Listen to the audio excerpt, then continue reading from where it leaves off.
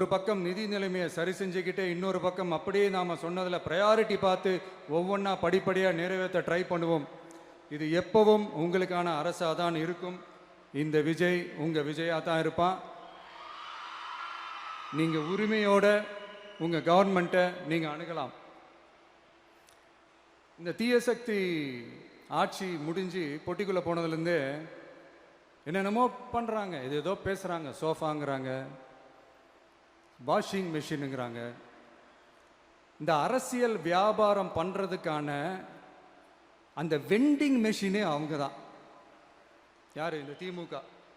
இதில் நம்மளை பார்த்து வாஷிங் மிஷினுங்கிறாங்க. எலெக்ஷனில் ஓட்டுக்கு காசு கொடுக்குற அந்த கலாச்சாரத்தையே அந்த கல்ச்சரை அடித்து நொறுக்கி இருக்கிறோம். எலெக்ஷன்லேயே அப்படி வேலை பார்த்தோம். நமக்கு எதுக்கு இந்த குதிரை, கழுதை, ஒட்டக பேரெல்லாம்? மக்களின் பக்கம் அப்படி இருக்கும்போது நமக்கு எதுக்கு இந்த பேரெல்லாம்?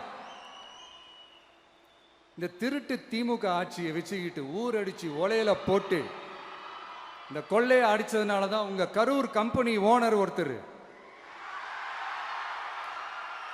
எங்க எங்க இருக்காருன்னே தெரியாம ஓடு ஓடு ஓடு ஓடு ஓடு ஓடு ஓடு ஓடு வராம் பாரு வேட்டக்காரன் ஓடினே இருக்கிறாரு. இன்னொருத்தர் ஃபாரின்ல போய் ஒளிஞ்சுக்கிட்டார். ஃபாரின் ஸ்டாலின் சார்னு நினைச்சிட போறீங்க. அவர் இல்லை. எனக்கு எப்பவுமே ஸ்டாலின் சார் மேல ஒரு தனி பாசம் ஒன்று உண்டு. அவர் கிடையாது, இவர் வேற. சிங்கப்பூருக்கு செக்கப்புக்கு போனார்ல அவரு. இன்னும் தோண்ட தோண்ட எத்தனை பேர் மாட்ட போறாங்களோ தெரியல. உங்ககிட்ட யாராவது லஞ்சம் ஏதாவது கேட்டாங்கன்னா கொடுக்க முடியாது சொல்லுங்க, நான் இருக்கேன் உங்களோட.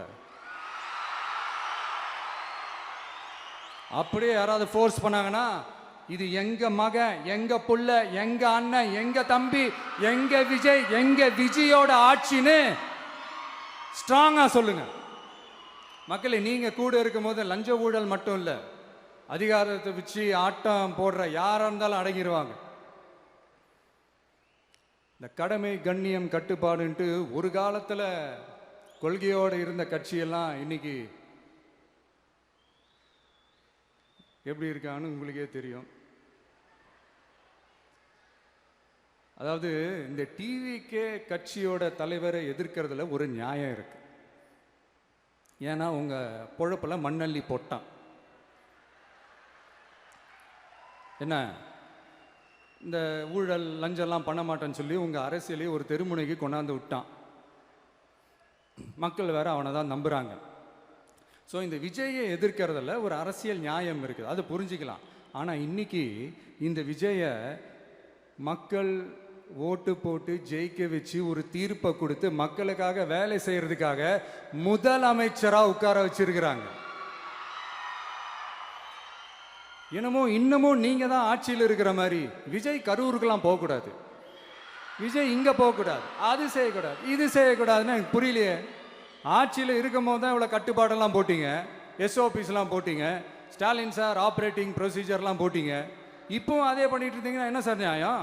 இல்லை, நான் தெரியாம தான் கேட்குறேன். இன்னும் கனவுலையே இருக்கிறீங்களா? முதல்ல முழிச்சு வாங்க, ரியாலிட்டிக்கு வாங்க. உங்க ஆட்சியெல்லாம் வீட்டுக்கு போய் டிவிக்கேன்னு ஒரு ஆட்சி வந்து ரொம்ப நாள் ஆச்சு.